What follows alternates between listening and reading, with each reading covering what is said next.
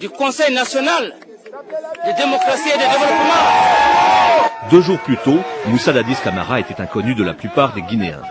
Fils de paysans, issu de l'ethnie des forestiers, études de droit et sciences économiques à l'université de Conakry, suivi d'un engagement dans l'armée, quelques stages à l'étranger, notamment en Allemagne. Une carrière assez terne où il culmine à la direction des hydrocarbures, capitaine à 44 ans. L'homme pourtant semble avoir joué un rôle en 2007 lors de révoltes de soldats réclamant leurs arriérés de solde. C'est lui, en tout cas, qui est choisi par ses pairs moins de 2 ans plus tard, lorsqu'une junte militaire prend le pouvoir à la mort de Lansana Conté. Brièvement porte-parole, il en devient vite président, signe d'un certain consensus, car il n'en est ni le plus puissant, ni le plus gradé.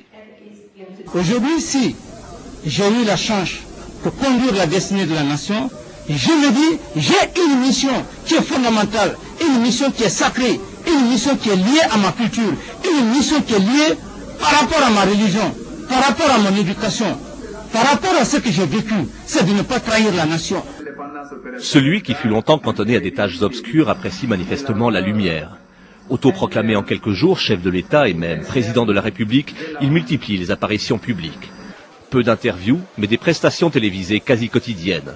Souvent filmées dans une salle obscure de sa base militaire Alpha Diallo, les audiences deviennent occasion de discours. Sous le regard des caméras, le capitaine Morigène les disgraciés menace, punit ou pardonne. La Guinée est invitée à suivre le feuilleton. Certains officiers généraux continuent à reconnaître la légitimité sans référence constitutionnelle du mandat de l'Assemblée nationale. Un tel comportement dénote le manque du respect à l'égard du peuple de Guinée. Le nouveau maître du pouvoir ne brille pourtant pas d'un éclatant charisme. Verbe incertain et souvent confus, il passe d'une idée à l'autre sans qu'on en cerne toujours le lien, mêlant dans la même harangue des considérations géopolitiques et des remarques boutiquières sur la carrière militaire des uns ou des autres. Les Guinéens, dans l'ensemble, apprécient pourtant sa simplicité. Dadis, comme on l'appelle ici, leur semble proche.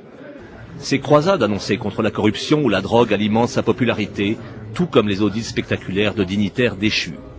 Seuls quelques esprits forts remarquent que le capitaine s'installe plus qu'il ne l'avait promis. Nous n'avons aucune intention de s'éterniser au pouvoir. Au départ au pouvoir pour une transition de 2 ans, Moussa Dadis Camara a finalement accepté sous la pression d'organiser des élections fin 2009, de ne pas s'y présenter et donc de partir.